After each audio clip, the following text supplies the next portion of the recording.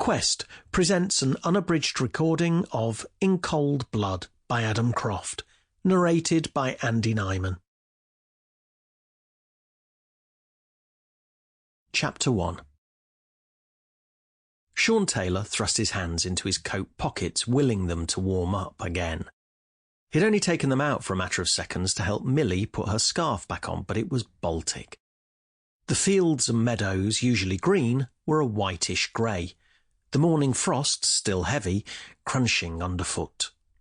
He pulled his own scarf back over his chin and mouth, feeling his beard slowly defrosting as he did so. Still, he'd promised Chiara and the girls an early morning walk, and that's exactly what they were getting. He didn't mind too much, but he doubted he'd have suggested it without Chiara's nudging. She'd tried a different health kick every year, and 2021 wasn't going to be any different. He was just astounded she'd made it to February this time, and had to admit that frosty walks were preferable to the cabbage soup diet she'd inflicted on them last year. She was convinced the cold weather meant her body had to work harder to keep her warm, and that more blood would be drawn to the muscles, making her heart pump harder and faster, thus helping her lose more weight. Sean wasn't entirely convinced as to the scientific basis behind that, but it was easier to smile and nod. After all, at least it wasn't cabbage soup. He watched as Millie and Mia sprinted across the cold, hard grounds of Seaton Meadow, wondering where they got their energy from. It took him at least 3 hours and twice as many cups of coffee to feel even vaguely alert. Still, he and Chiara had both been able to get the half-term week off work, so he supposed he should be thankful for small mercies. "I don't know where they get their energy from," Chiara said, as if reading his mind. "I know, certainly isn't from me."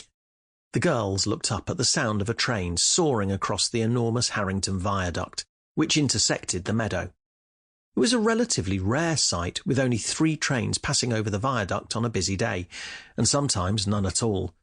But it was always worth dragging the family out of bed to catch the sight of the 926 from Corby to Oakham, soaring over Britain's longest masonry viaduct, splitting the meadow in half in glorious style. Officially, the area was called Seaton Meadows, 2 S's because of it. Sean had always considered it to be one field, especially as the train line was 20-odd metres above them, and there was absolutely nothing stopping people walking easily between the 2 meadows through any of the dozen arches. And what was the difference between a field and a meadow, anyway? Still, he was sure there were locals that would argue until they were blue in the face that it was, in fact, 2 meadows, not 1 field. He'd even heard some people calling the northern section Sample complete. Ready to continue?